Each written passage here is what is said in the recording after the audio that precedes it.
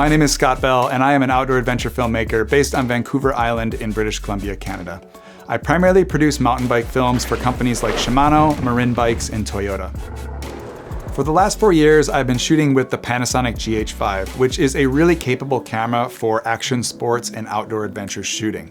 More recently, I've picked up the Canon C70 for its superior image quality and host of other features that just make it really efficient on shoot days. Now, regardless of the camera I'm shooting with, I always use the Atomos Shinobi 5 for my monitoring so that I can be sure that I'm nailing focus and getting my exposure dialed. Working with the small screen that's on the back of a camera is really challenging when you're trying to judge minor differences in composition, and so having more screen space to work with makes that process that much easier. And then in addition to that, you can show the athlete you're working with what they look like on a large screen, keep their stoke high. Often that's just as important as getting that shot in the bag. So today I'm going to show you my Canon C70 rig and how quickly and simply I can move between a tripod setup, a handheld setup, and a gimbal setup, all while using the Shinobi 5 as my monitoring solution. My rig is based around the Nitsy Cage for the C70. Now I've put this cage on because I feel like it gives a little bit of protection to my camera body, but primarily for all of the mounting options it gives me on the sides and the top of the camera. Now, I've used NATO rails everywhere for really easy, quick release of components if I need to configure the rig differently, add parts, remove parts, or shift configurations to a gimbal setup. I have an Arca Swiss plate mounted on the bottom of my camera, and I've put Arca Swiss base plates on all of my equipment. I like to use this small rig clamp style plate because I feel like once it's clamped, it's not going to let go, and I can be sure that my gear is secure.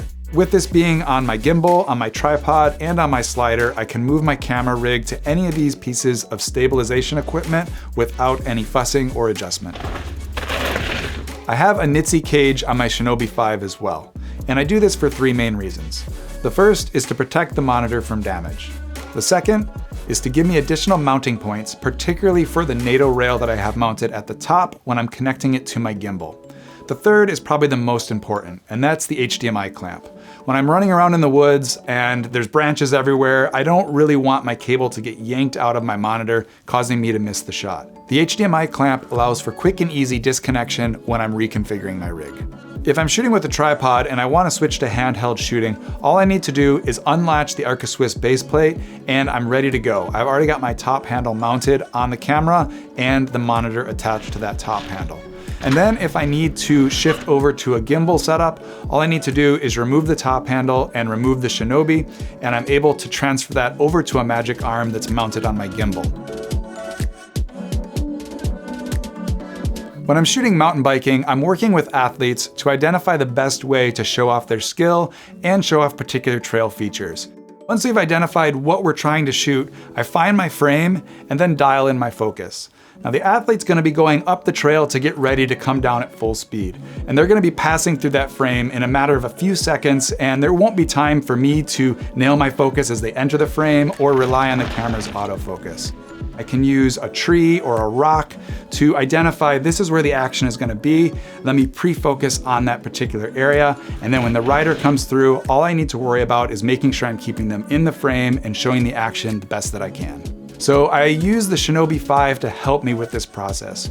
I've got focus peaking in the monitor that gives me coloration that shows where my focal plane lies, as well as zoom functions to really get that close-up look of what I'm trying to focus on. In addition to making sure I have my focus nailed, I also use the Shinobi to check my exposure. Now there's 2 sides to exposure, the technical and the creative.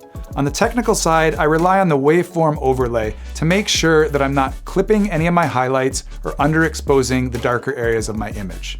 I'm going to be using the log profile coming out of the C70 to check this information. Now once I've done that, I switch things over to the creative.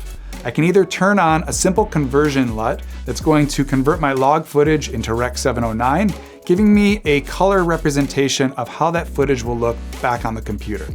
I can also load in a creative LUT that would be color graded footage, so I can get an idea of how the exposure settings that I have set on my camera are gonna look when I finish my film. There are a few other features of this monitor that make it an essential piece of my kit. First of all, the small size of this monitor keeps my rig compact. It means I can put it in my bag with very minimal disassembly. Linked to that is the ability for this monitor to run for an entire day on 2 medium-sized MPF batteries. This saves weight on my back and storage space in my pack. These two things are at a premium when I'm carrying all my gear around on my back for an entire day.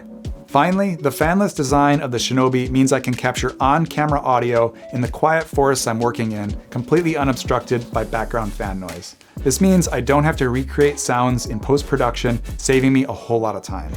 After years of filming mountain biking, I put my gear through the ringer. I'm in dirt, I'm in rain, I'm in mud, and all of these things are hitting the Shinobi and it's holding up. It's really important to me to know that when the shot happens, I'm gonna be able to capture it. These athletes that I'm working with are time and time again putting themselves in risky situations to capture visually inspiring content, and the Shinobi 5 helps me do that. For more content like this, check out atomosacademy.com.